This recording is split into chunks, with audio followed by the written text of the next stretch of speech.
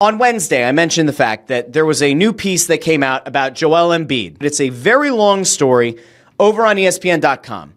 And it gets into the nitty-gritty of Joel Embiid's life and career and his unwillingness to let a lot of people in and him being guarded. There's an anecdote in there about how, and I think it was a little bit on the newer side. I don't remember seeing this before, that there was a little bit of distrust between Embiid and the Sixers, even when he was initially drafted, even when Sam Hinkie was still here, about the navicular bone break and about him thinking something was still wrong and his foot wasn't healing, and that there were people within the Sixers organization that were essentially trying to tell him, nah, kind of bullshit. He just needs to be better than this, like all that kind of stuff, right?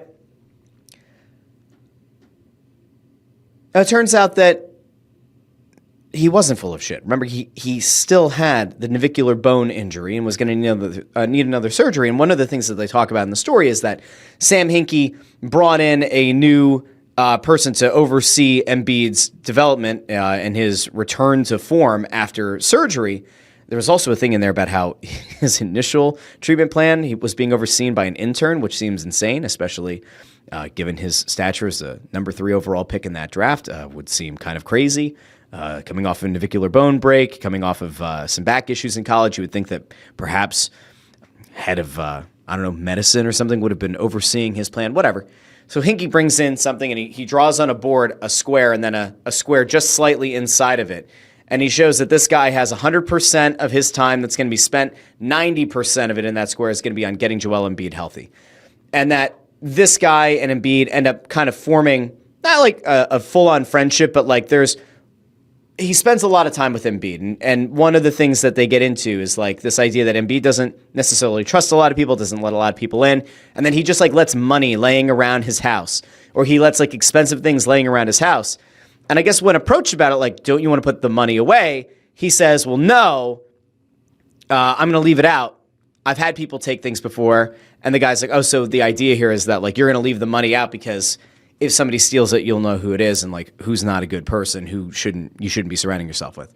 There's a lot of stuff in there. Now, there are certainly things that make you say this is not written by somebody who like is a seasoned sports journalist. Like this wasn't written by your, say, Ramona Shelbourne, or I wouldn't say like an insider like Shams' guy. It's not written by somebody like Zach Lowe.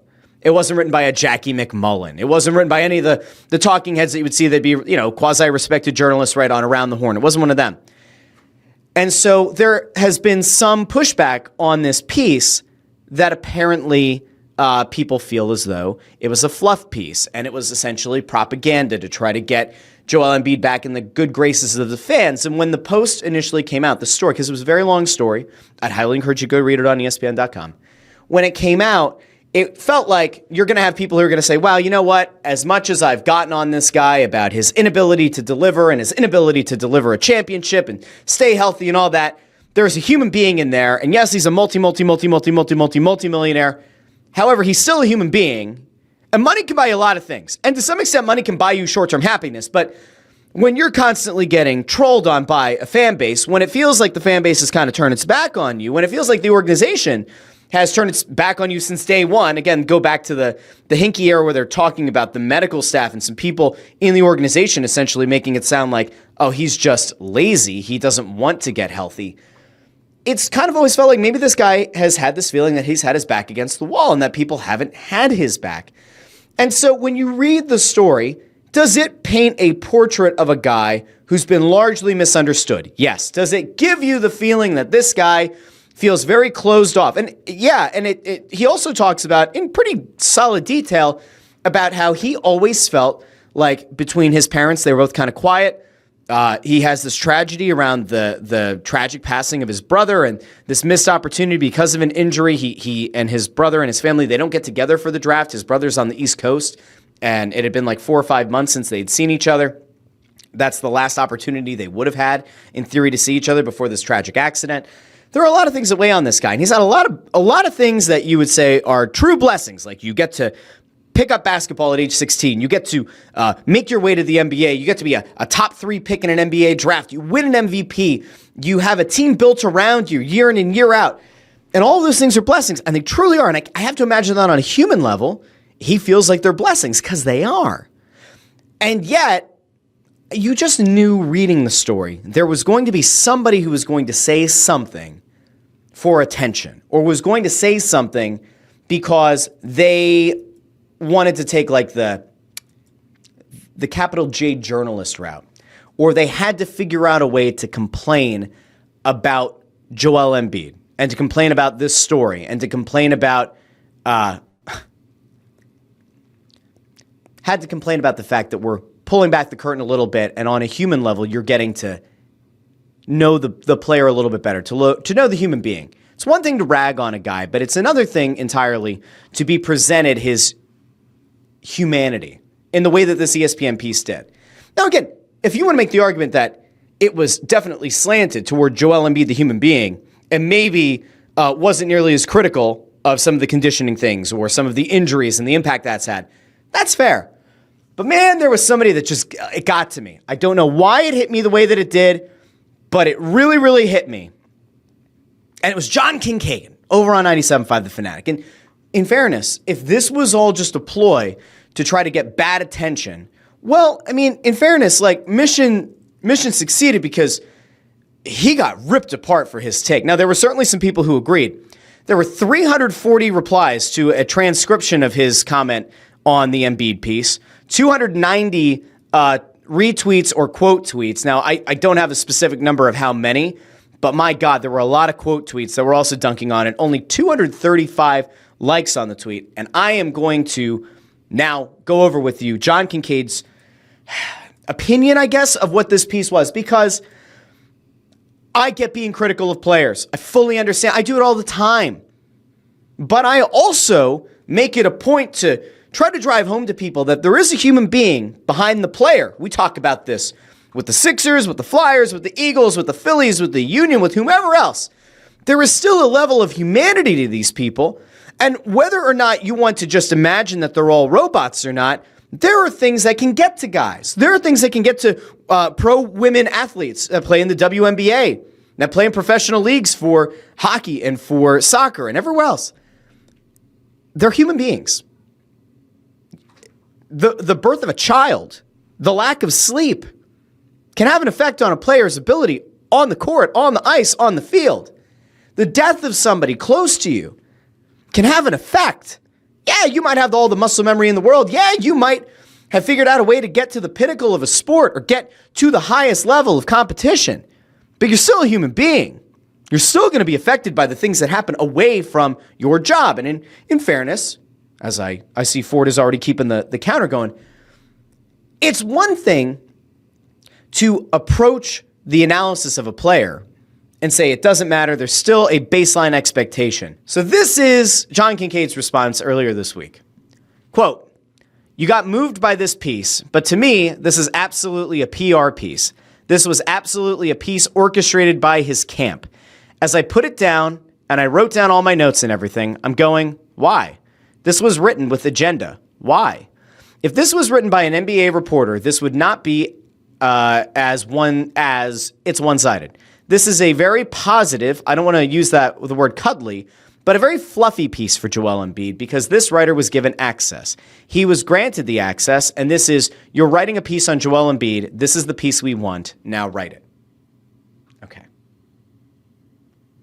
That's the response.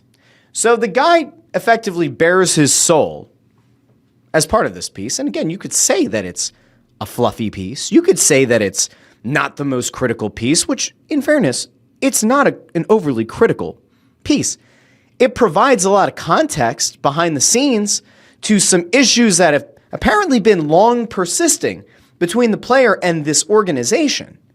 More so than I think people previously expected. In fairness, I, as somebody who was a true believer in, whether you can see it or not here, the process, and was a believer in what Sam Hinkie's vision for the team was, it didn't work out. I didn't realize that there was so much distrust being sowed even back with people in the day, back in the Hinkie era. I expected there to be a lot of vitriol in the Colangelo era, especially given how things went. There have been public comments that Embiid has made about Hinkie and about the way that he was treated by people in the organization around his brother's passing. That has been positive. So it's not all negative. But I think the fact that you've seen that there's always been this level of miscommunication, distrust, whatever you want to call it, from the time he was drafted until now is important because that has now spanned multiple front offices, multiple coaches. You could maybe even try to draw a line there and say, well, there's a common denominator. It's the player. If he hasn't been able to stay healthy, if he's had conditioning issues, that's on the player. And like that is probably a fair and balanced take. But the reaction to this piece, the reaction to going after it as it's just a PR piece and as effectively trashing it, effectively just kind of casting it aside as though it doesn't matter because it's not as critical as you might have wanted, I don't think is a fair opinion to have at all. I mean, you're certainly welcome to your opinion. John Kincaid is certainly welcome to his opinion, but I would say it's a pretty fucking miserable opinion to have. It's a pretty pessimistic and negative way to look at the world. The thing that's crazy about it to me is like we all, right, acknowledge to some extent that like every day that you get to wake up in this life is in its own way a blessing. You are lucky. You get to wake up every day. Hopefully you're in a great situation. If you're watching the show out there, you're in a good situation. You've got loving family, friends, everybody around you. You have food on the table, a roof over your head, and you are lucky. You're blessed, however you want to approach it. And if you've been through some real adversity in your life, you probably have an even greater appreciation. And you probably have built up a little bit more empathy than people who haven't. The thing that's crazy to me is that, like, John Kincaid's been very public. He's battled and beaten cancer multiple times, which is awesome. Awesome. Usually that's the kind of thing where, like, somebody's entire mental mindset and their outlook on life changes, and they're even more grateful, and there's even more empathy, and the people around them who supported them, there's even more empathy and understanding. We had Jason Martinez on the show a few weeks ago. I think he just had his last round of chemo. And he's been a warrior. I guarantee he feels like every day is a blessing. Every day, you just feel more and more grateful to have what you have. I don't understand how in the case of John Kincaid, how you go through that, and that's the take? That's the way to go about it? And by the way, like I see this over here, like, from Ford, I would caution assuming he doesn't have empathy, though, based on a tweet. There's a certain kind of like brashness to the way that he approaches a lot of these players that makes me feel like I have to imagine it's an act. I want to imagine that it's an act. I want to imagine that anybody who is overly critical of players, especially when they open themselves up like this piece was, I want to imagine it's an act.